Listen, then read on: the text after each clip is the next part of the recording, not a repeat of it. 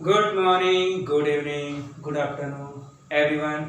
आप सभी का चैनल में स्वागत है।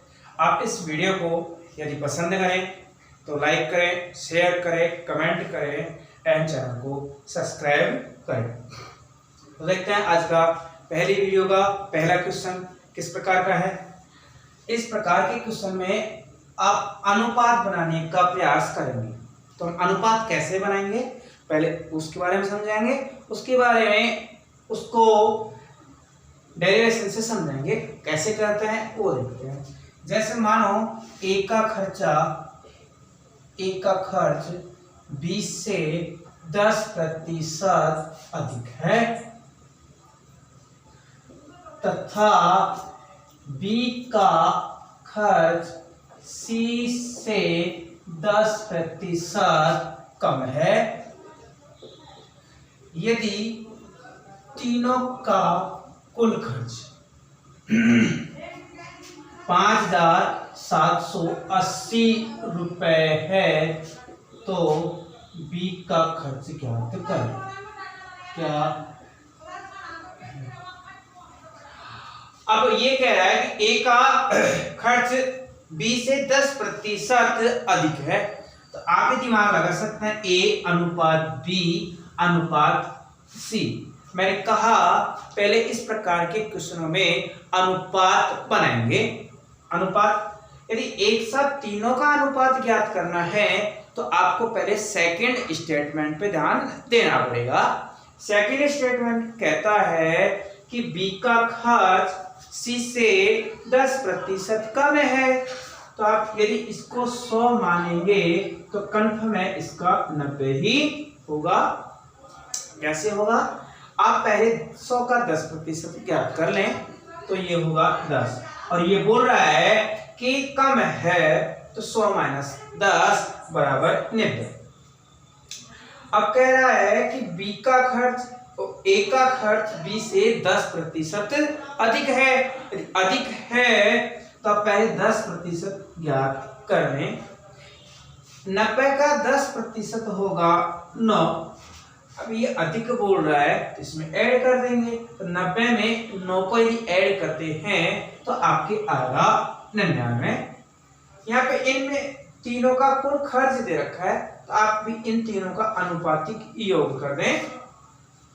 ये तीनों का अनुपातिक योग करोगे तो 100 प्लस 90 प्लस 99 ये आएगा आपके 289, और 289 होगा आपके 5,780 रुपए के इक्वल। आप पहले एक ज्ञात कर लें तो 5,780 बटा 289 से इसको यदि डिवाइड करते हैं तो आपकी बनेगा 20। ऐसे पता किया 28,56 के लगभग ये है, और 9 ये इससे कट जाएगा और 9 0 है, ऐसे की ऐसे। अब 1 बराबर 20 है, आपको याद करना है बी का खर्च। तो बी का जो खर्च है वो 90 है, तो आप 90 का मान याद कर लें तो 90 इंटू 20 बराबर होगा 1800। तो आपको कैलकुलेट करना आ गया होगा कि एबीसी का खर्च कैसे ज्ञात करना है। मान लो आपको बी का खर्च ज्ञात न करके आपको ए का खर्च ज्ञात करना है, तो कैसे करेंगे? आपको पता है कि 1 बराबर है 20 और आपको ए का मान ज्ञात करना है तो 99, तो आपको 99 से मल्टीप्लाई कर देंगे तो ये जाएगा 1980 रुपए। इसी प्रकार यदि सी का ज्ञात करना है तो 90 को सी और 100 से गुणा कर दे तो 2000 रुपए आ गए। एक तरीका तो ये है। सेकंड मेथड और लेते हैं कि आप ऐसे करें ए व बी का अनुपात ज्ञात कर लें तथा बी व सी का अलग से अनुपात ज्ञात कर लें और फिर तीनों का अनुपातिक मान ज्ञात कर लें। कैसे ज्ञात करना है वो देखते हैं। मान लो इसी को राइट साइड में लेते हैं। पहले आप ए अनुपात बी ज्ञात कर लें, फिर बी अनुपात सी ज्ञात कर लें। तो ए अनुपात बी और बी अनुपात सी। आप देखते हैं कि ए का मान बी से 10% ज्यादा है, तो यहाँ 100 मानेंगे तो यहाँ हो जाएगा 110। 100 का 10% 10 और 10 में ऐड किया 10 को तो 110। अब आप देखते हैं कि यहाँ पे b का मान c से 10% कम है। तो आप यदि इसको 100 मानेंगे तो इसका 10% कितना होगा 10, और 10 अभी कम कह रहा है तो 100 में से 10 को घटा दें तो ये हो जाएगा 90। आप यदि वो काट लेते हैं तो बढ़िया रहेगा 0 से 0। अब एक देखने को मिलता है कोच कि यहाँ तो b का मान 10 है और यहाँ b का मान 9 है, तो ये तो अलग अलग है, जबकि b का खर्च तो 1 होना चाहिए। ऐसे करते हैं a अनुपात b अनुपात c एक साथ ज्ञात कर लेते हैं। a अनुपात b का मान है 11:10 और इसका मान है 9:10। इनको तिरछा गुणा कर लेते हैं तो 11×9 = 99, 10×9 = 90 और 10×100। आपके वही क्वेश्चन आ गया 99:90:100 और इसको वापस ऐसे की ऐसे कर दें। तो मैं समझता हूं कि आपके ये जो क्वेश्चन है समझ आया होगा। ये तरीका बेस्ट रहेगा, ये भी बेस्ट है, लेकिन इसमें थोड़ा टाइम लगेगा। तो यदि एग्जाम में आए तो आप इस मेथड से यूज करना या इस मेथड को आप यूज करना। फिर भी यदि कुछ गलतियां रह जाती हैं तो नेक्स्ट क्वेश्चन में और देखते हैं। इसी प्रकार का एक क्वेश्चन आपके लिए और मान लो या खर्च दे दिया, यहाँ पे आई ले लेते हैं तो आई से भी ऐसे ही प्रकार के करना है। मान लो आपके पास राम का खर्च शाम से खर्च की जगह कुल आय ले रहे हैं तो राम की कुल आय,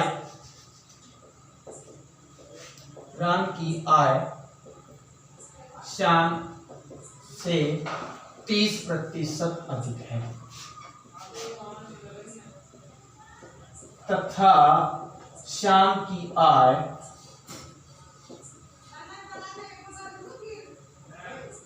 कृष्ण से 10% कम है। यदि तीनों की कुल आय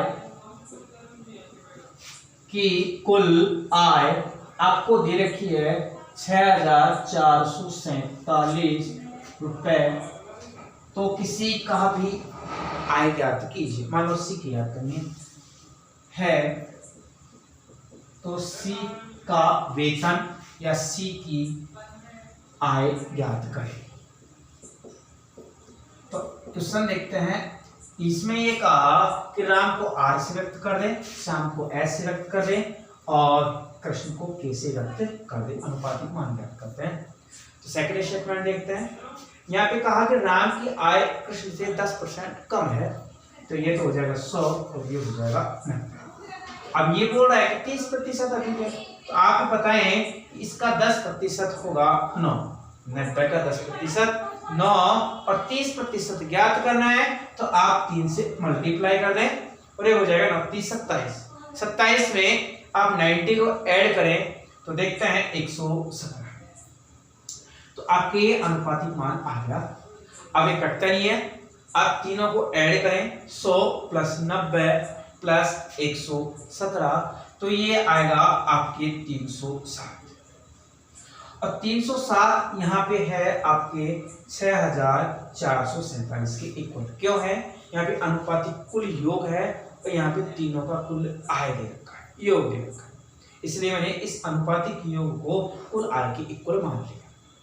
आप पहले एक याद कर लें, तो एक कैसे आएगा? 6,447 में आप 307 से डिवाइड कर दें। यहाँ पे ये 21 बार कटेगा। कैसे कटेगा? 3 दूनी 6 और 30 में 60 के लगभग और 7 एकम 7 तो 21। आपको कैसे हल करना है? 21 से काटना है, 21 बार कट जाएगा।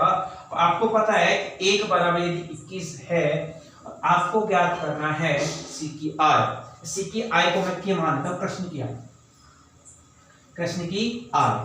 तो आप बताएं कृष्ण की आय क्या होगी?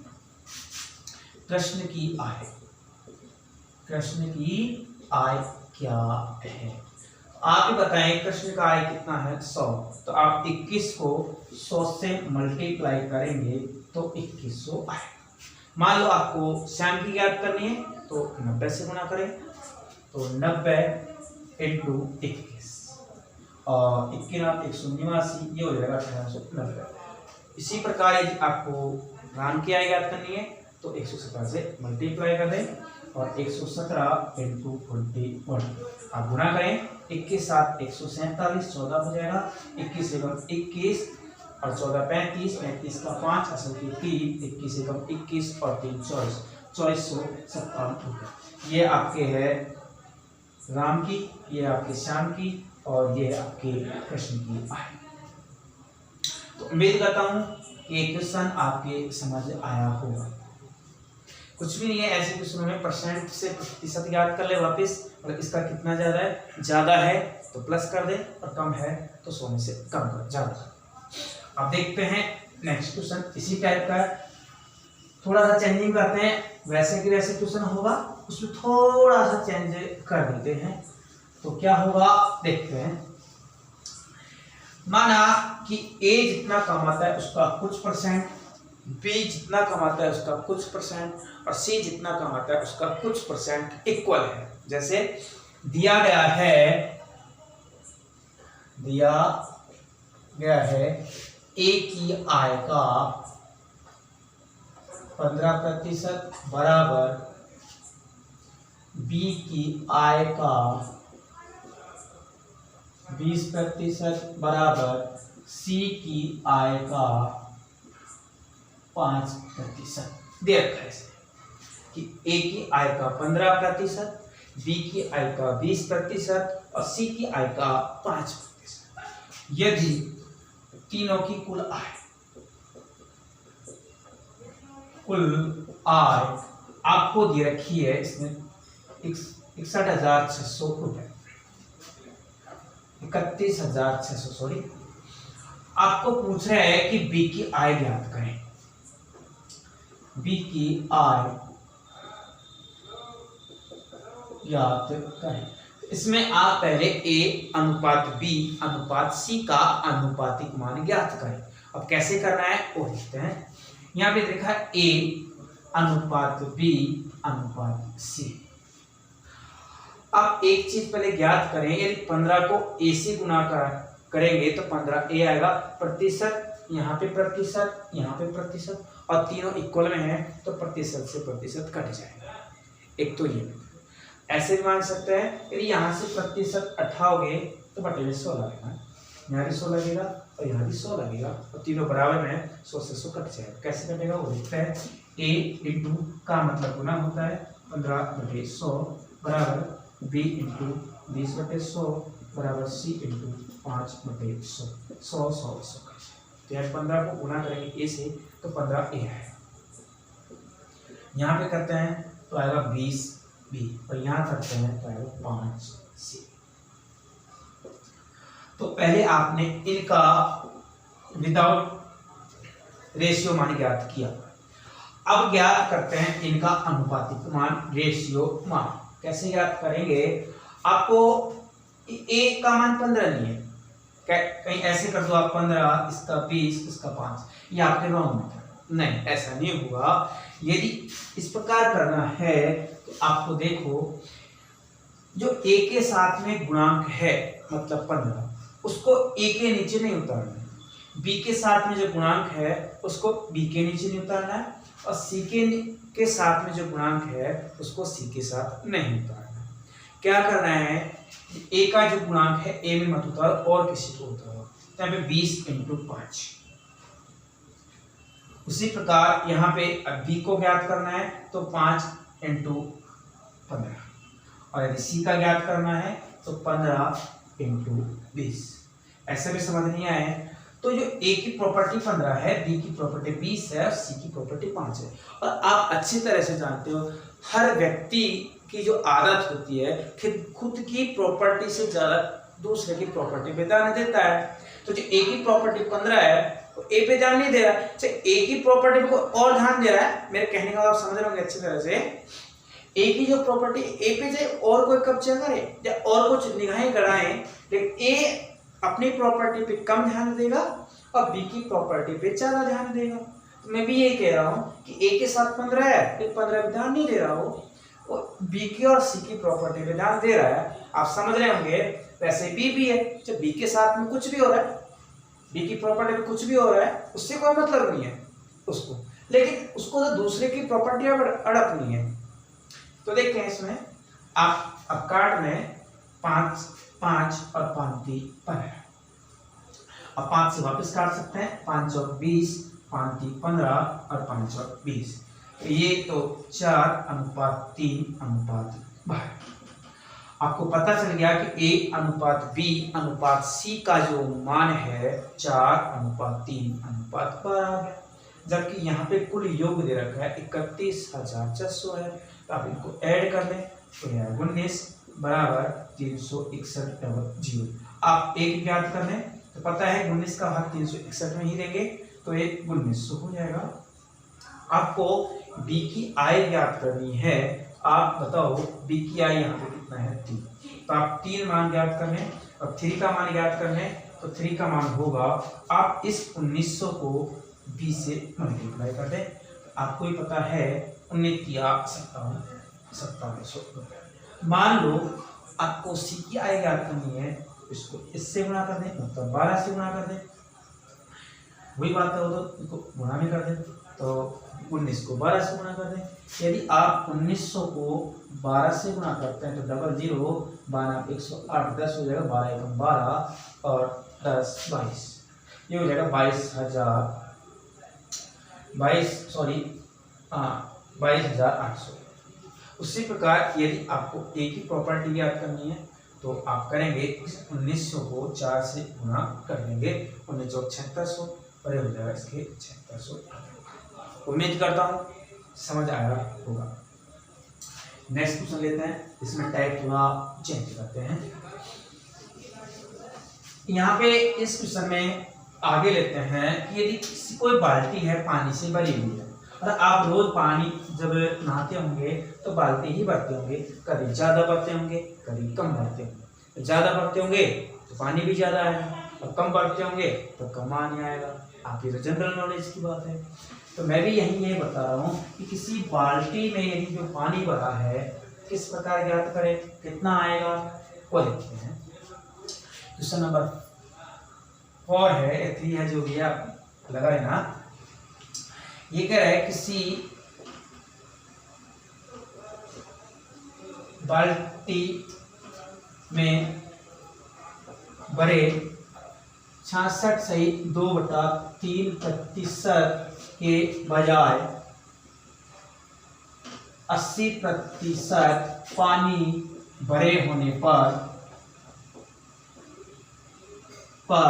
2 लीटर पानी ज्यादा आता है तो बाल्टी की धारिता ज्ञात करें। बाल्टी की धारिता ज्ञात करें। इसमें देखते हैं यदि 66.2/3% पानी भरते हैं और उससे ज्यादा यदि 80% भरते हैं तो इसमें 2 लीटर का अंतर है। तो आप ऐसे करें, 80% में से 66.2/3% को घटाएं तो ये कितना ज्यादा आता है 2 लीटर। इसको हल करें तो 200/3, इसको इससे हल करेंगे और जोड़ देंगे तो आएगा 200/3%। और आपको पता है कि 8 या 24, 240 में से 200 घटाएंगे तो 40/3% यहाँ पे 2 लीटर के बराबर है। ये बोला बाल्टी की धारिता ज्ञात करें तो आप 100 पे मान ज्ञात कर लें क्योंकि प्रतिशत 100 पे ही ज्ञात होगा, और 2/40/3 इंटू 100, 2 से 20 बार कटेगा, 20 से 5 बार कटेगा और 5 से 3 को मल्टीप्लाई कर दें तो आपके आएगा 15 लीटर।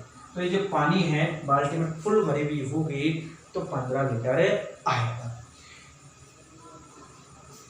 एक क्वेश्चन और लेते हैं आपके लिए जिससे आपका और अच्छी तरीके से अभ्यास हो सके। तो देखते हैं नेक्स्ट क्वेश्चन। माना किसी स्मार्ट टीवी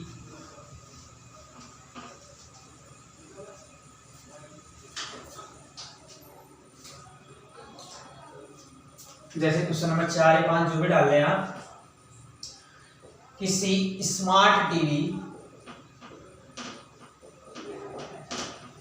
के मूल्य में 6.1/2% की वृद्धि होने पर एक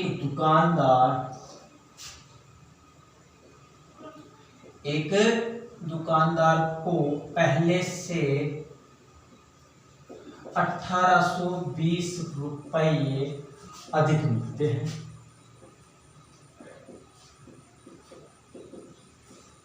स्मार्ट टीवी का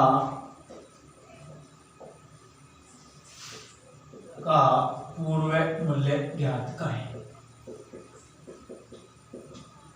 तो इसमें क्या कह रहा है कि स्मार्ट जो टीवी है उसके मूल्य में 6.5% वृद्धि हो गई, और वृद्धि होने से पहले से कितने ज्यादा रुपए कमा रहे हो, 1820 रुपए ज्यादा कमा रहे हैं। तो यहाँ पे देखते हैं 6 दूनी 12 और 1 13/2% है आपके 1820 के बराबर। और आप बोल रहा है टीवी का पूर्व मूल्य ज्ञात करें। पूर्व मूल्य 100 पे गणना होगी इसकी, तो आप 100% ज्ञात कर लें। तो 1820 बटा 13/2 इंटू 100। आप 13 से इसे काटे तो 13 एकम 13 और 54 140। आप इसको इससे गुणा करें, इन दोनों से मल्टीप्लाई करें तो ये आएगा आपके 28,000 रुपए।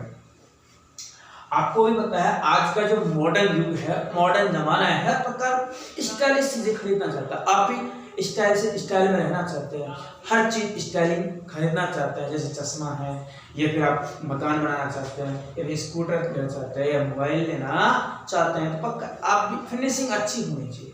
तो आजकल भी यही कर दिया कि जो हर लोग स्मार्ट टीवी खरीद रहे हैं।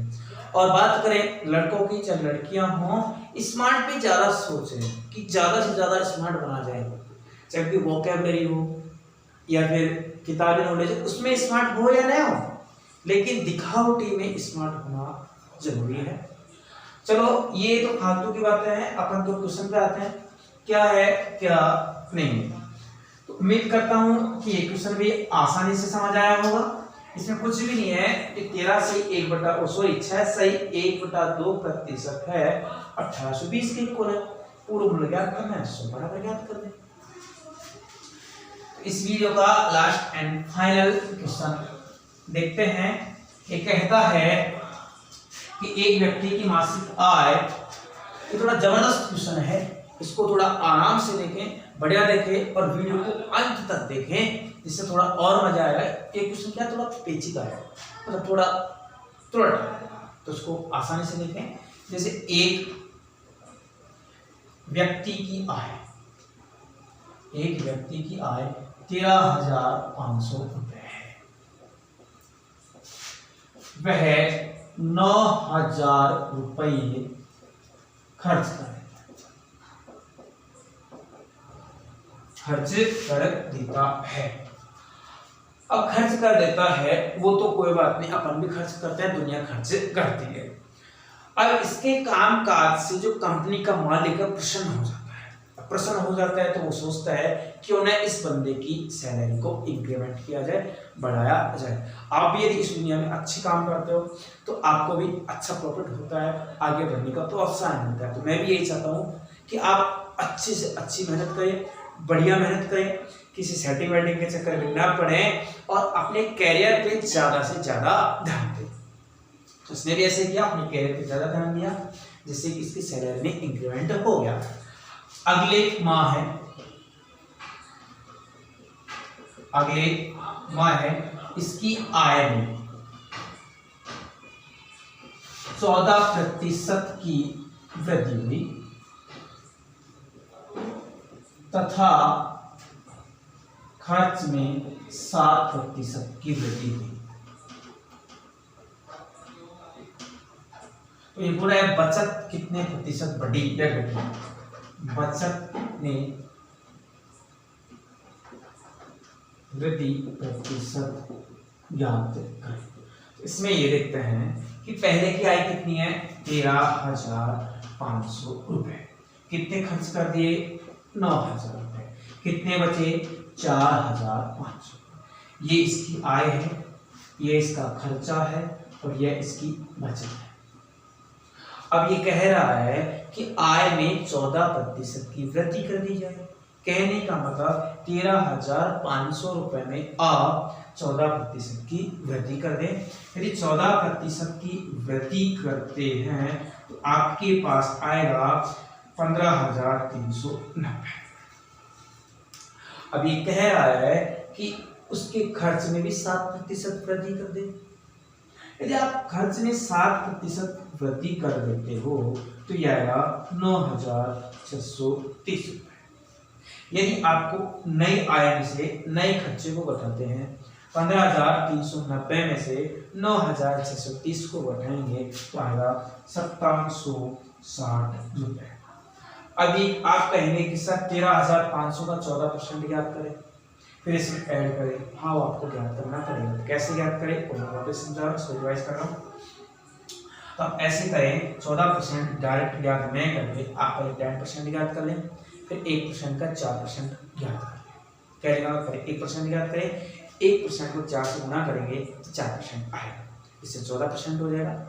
कैसे ज्ञात करना है? आपको भी पता है कि 13,500 का यदि 10% ज्ञात करना है तो आएगा 1350, और 1% ज्ञात करेंगे तो होगा 135, और 135 को आप 4 से मल्टीप्लाई करेंगे क्योंकि आपको 14% चाहिए, 4% ज्ञात करना पड़ेगा।